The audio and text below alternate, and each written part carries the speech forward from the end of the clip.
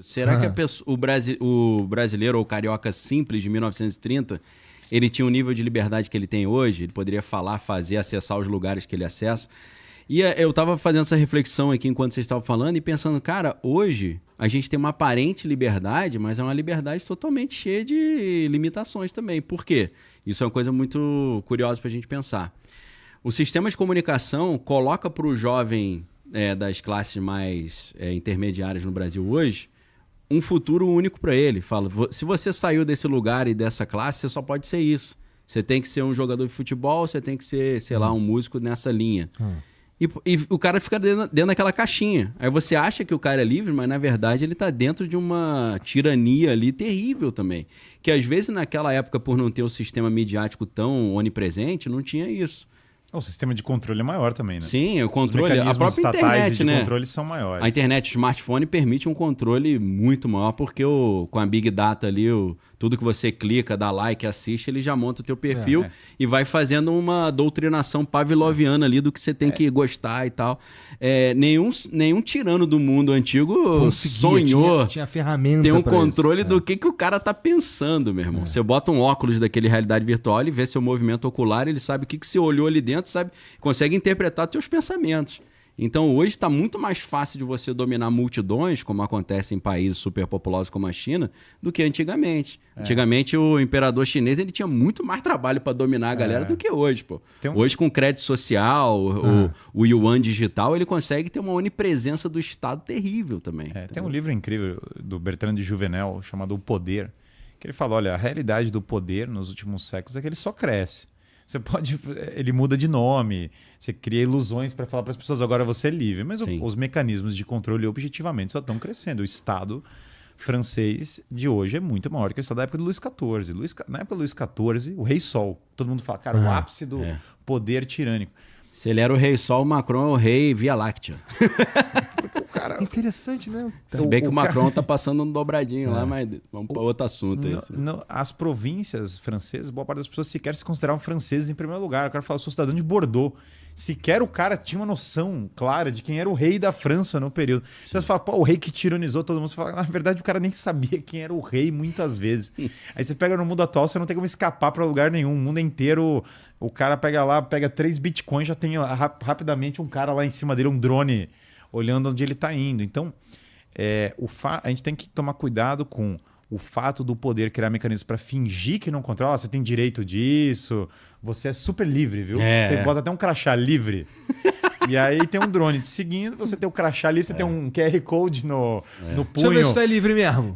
Deixa eu ver. Tu é livre, pode passar. E aí quando o cara fala o que é contra o sistema, ele deixa de ser livre. Então isso muitas vezes é ilusório, é falso. Até o Jean-Paul Sartre, que eu não gosto muito dele, ele falava, você é livre para fazer exatamente o que você tem que fazer.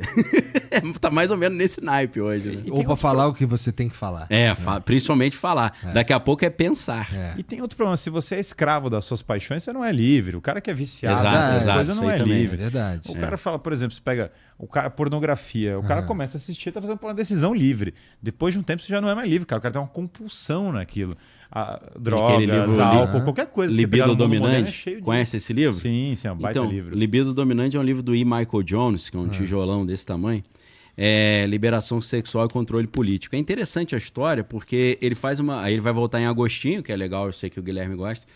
Ele vai falar quando Agostinho fazia a diferença entre 2 modelos de sociedade, a cidade de Deus e a cidade dos homens. A cidade de Deus é governada pelo princípio do amor, e o amor ao próximo, né? Você tratar bem o próximo, fazer com o outro que você gostaria que fizesse com você, beleza. O outro é a cidade dos homens. A cidade dos homens é governada pelo princípio que em latim é libido dominante, que você pode interpretar como dominar a pessoa pelo desejo ou o desejo de dominar. Pode ser as duas coisas ao mesmo tempo. Então, na cidade dos homens, o que você faz? Você pega os desejos da pessoa e pilota ela com controle remoto em cima dos desejos, dos vícios, né? Das taras do cara. Então, você vê toda essa... Desde o Herbert Marcuse, né, que é um teórico da Escola de Frankfurt, você vê essa passagem da política lidando com grupos de opinião para passar para grupos de desejos. Né? E a dominação específica pelo desejo.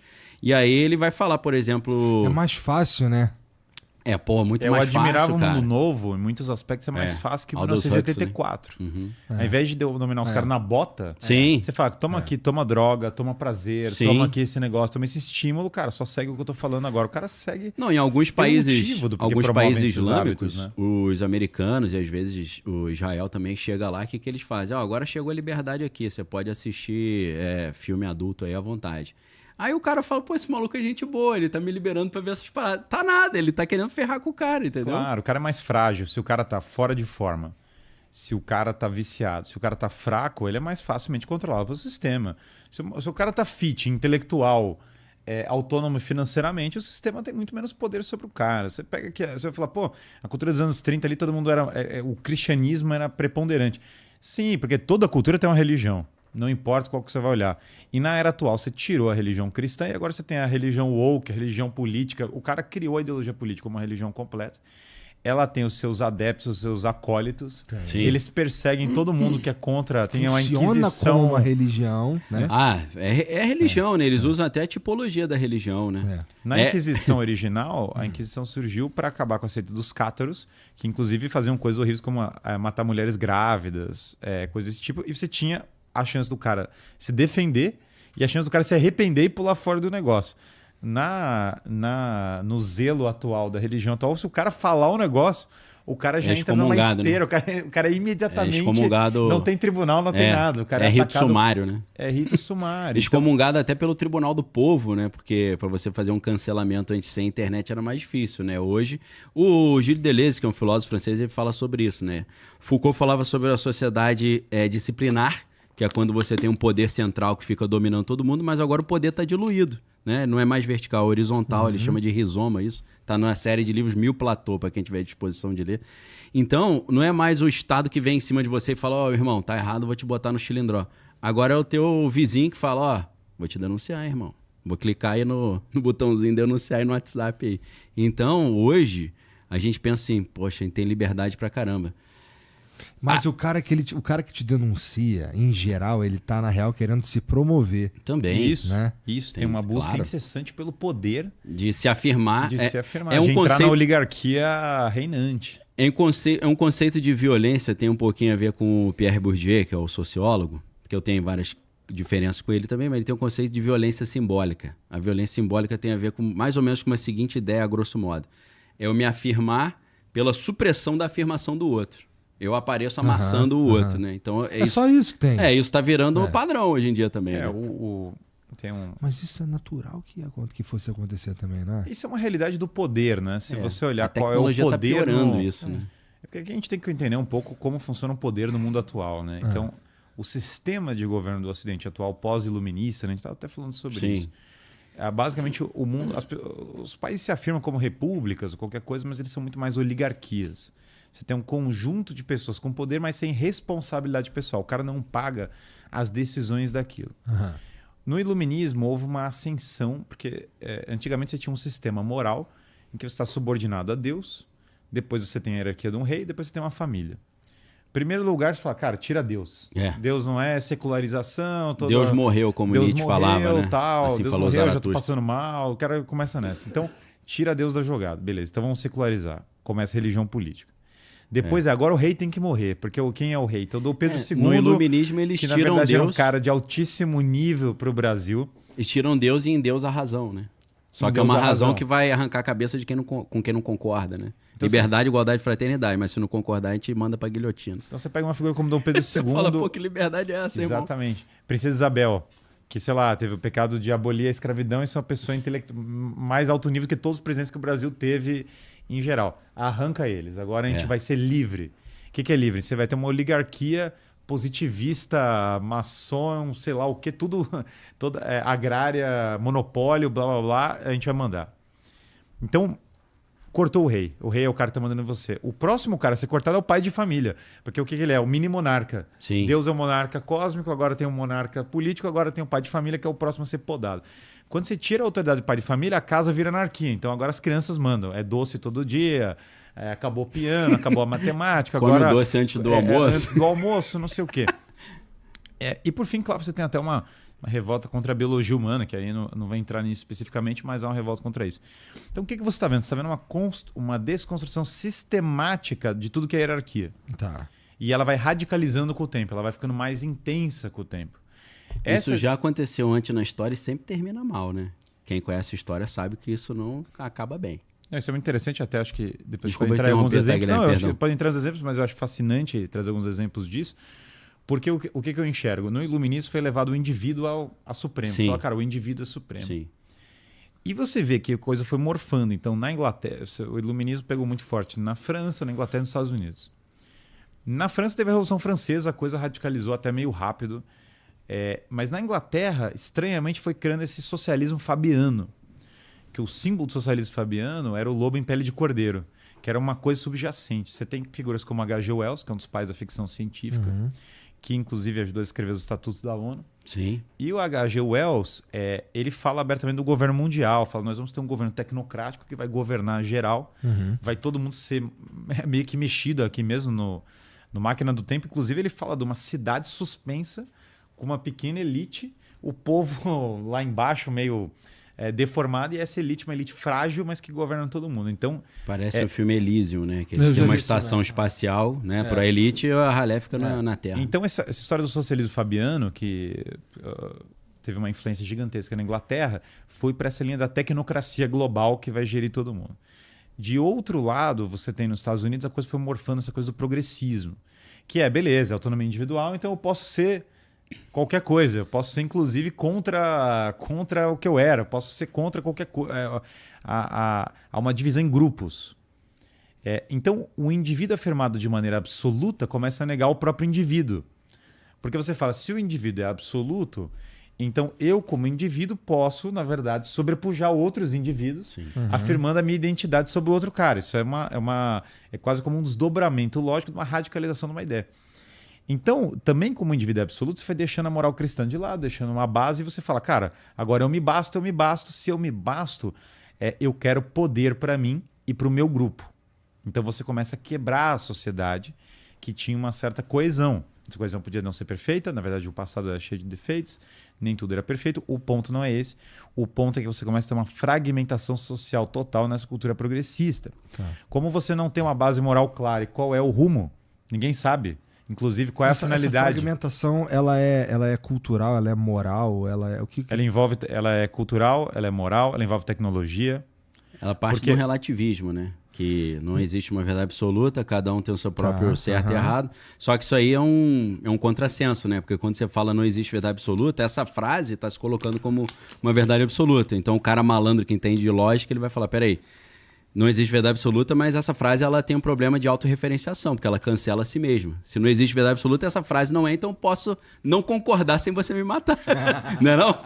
É o famoso slingshot argument, né? O argumento estilingue da filosofia analítica, né? Então, é parte disso tudo aí. Para quem quiser estudar 2 livros legais sobre isso, Mapa do Significado, de Jordan Peterson, que é mais complexo, mas ele vai mostrar que quando você tira a ideia de que existe uma verdade que independente das nossas opiniões a gente tem que concordar, quando você tira isso de cena, vira uma confusão de cada um com sua opinião e vira uma guerra entre eles, sempre termina mal. Ele chega a falar nesse livro de um princípio luciférico, no sentido do Lúcifer, aquele cara rebelde falou, não, Deus é Deus, mas eu não quero que ele mande em tudo, agora a gente que vai mandar.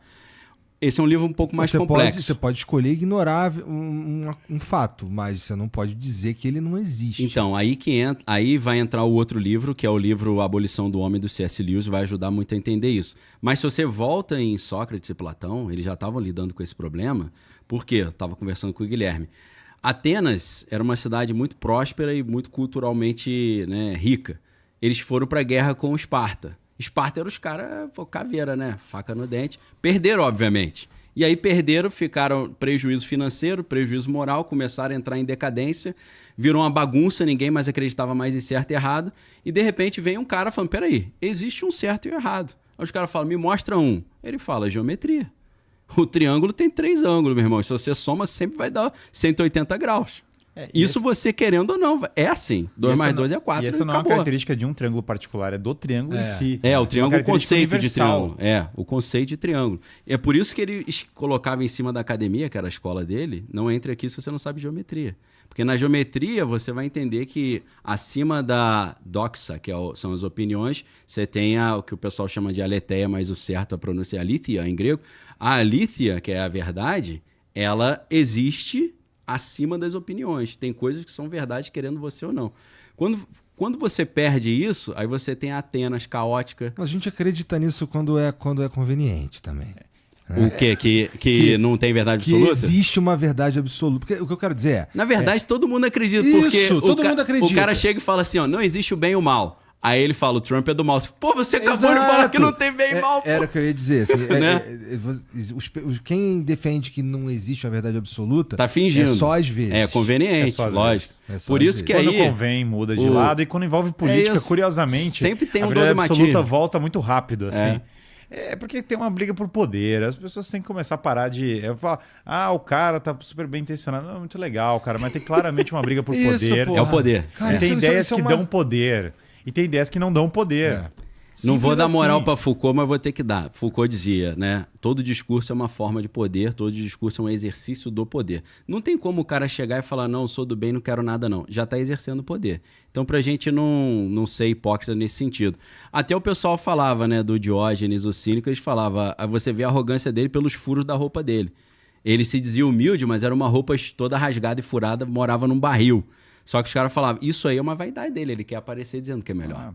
Então a gente tem que ter muito cuidado com esse discurso, eu sou do bem, o outro é do mal, quem não tá comigo é do mal, quem tá com o outro quem tá comigo é do bem, quem tá com o outro é do mal. Você fala, peraí, você disse que não tem bem e mal, você tá falando que o outro é do mal? Como é que é isso? Decide se tem ou não tem, pô. Se você não tem uma base de valores universais, que é o que na tradição, até esse livro do C.S. Lewis, a conclusão dele é sobre a lei natural. A lei natural é um conjunto de valores que você percebe pela razão, mas que estão na natureza das coisas, que são valores comuns, valores que se aplicam a todas as pessoas. Sei lá, há um equilíbrio, você tem que ser corajoso em certa medida para poder fazer o bem, você tem que ser temperado, o cara não pode, sei lá, beber em excesso, comer em excesso, né? Ele vai ter uma série de problemas. A sabedoria é importante. Então, isso são valores universais. Quando você tira valores universais, você volta para a briga de grupos de interesse. Não tem como, porque o que une as pessoas são valores comuns. Você não tem nenhum valor em comum aqui com o Daniel, a gente só vai brigar o tempo todo e cada um vai puxar a sardinha para o seu lado. Sim. Aí vira briga de torcida e não uma busca pela verdade. Aí que é o problema. Para ter uma busca pela verdade, para nós podermos cooperar... Aí deu uma moral pro projeto dele aí, não sei se vocês perceberam. Eu tenho uma empresa chamada Em Busca da Verdade, né, que é formação de líderes. Mas para nós podermos cooperar, nós temos que ter um norte que nós buscamos em conjunto. Ele pode ser imperfeito. Quer dizer, aqui as pessoas às vezes confundem. Falam, moral é uma palhaçada porque ninguém é perfeito. Fala, cara, esse é o ponto porque tem que ter uma moral. Se todo mundo fosse perfeito, não precisava de moral. É um alvo, você né? Tem que ter um guia, você tem que ter um paradigma, norte. como para usar um termo platônico aqui, um paradigma para você converter sua vida em direções para sair da caverna. Hoje, o que nós estamos vendo é muitas pessoas estão felizes em estar na caverna. O cara está lá consumindo produto, ele está lá inerte, recebendo propaganda de toda a natureza, recebendo ideologia, não sei o quê. O cara segue aquilo sem raciocinar. Isso é muito interessante. Ele não sai da bolha. Aí chega, É a apatia. O cara tá apático. Aí chega Aí a gente chega aqui e fala assim, cara, vai lá, vai fazer jiu-jitsu, melhora sua dieta, começa a amar o próximo, vai trabalhar, vai empreender, vai fazer sei lá o quê. Aí o cara se revolta, ele fala, que absurdo. Sim. O cara tá vindo com moralismo pra cima de mim. Fala, cara, isso não é... As pessoas estão confundindo o que é moralismo e o que é simplesmente você ter moral. Moralismo, por definição, é um excesso e, portanto, uma ausência de moral. Porque, na verdade, eu estou julgando o interior do cara e não oferecer um paradigma. O interior das pessoas, quando as pessoas interpretam muito mais trecho do evangelho, não julgueis. Não julgueis. Aí todo mundo que fala não julgueis já sei que é malandro, entendeu? É igual o cara falar que é estoico hoje em dia, os caras muito são malandro. Cara, sou estoico. O maluco tá fumando vape, indo na balada, ele fala, sou estoico, sou Marco Aurélio. Que Marco Aurélio, cara? Tu é malandro, entendeu? O Marco Aurélio tava lutando guerra, você tá brincando.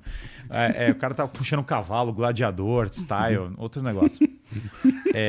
Então o cara não é estoico, o cara na verdade tá na malandragem. Agora, quando você volta pro padrão assim, fala, cara, não julgueis. Não é não julgueis, bicho. Quando você vira para uma criança, quando você vira para você é um chefe de uma empresa, você é um cara que tem alguma responsabilidade, você tem que passar algum paradigma. Você tem que falar, cara, esse aqui é o caminho. Sim. A gente tem que chegar aqui, tem que ter um horário mínimo, tem que ter uma regra mínima. E isso deixa as pessoas com um sentido de segurança. Elas se sentem bem, elas não se sentem mal. Quando você abusa, cria realmente uma coisa sufocante, beleza, isso aí é a destruição. Mas o norte moral ele é fundamental para uma sociedade. Quando você tira o norte moral, para fazer referência ao Jordan Peterson, você perde o sentido. E sem sentido você começa a ter um sentimento de desespero.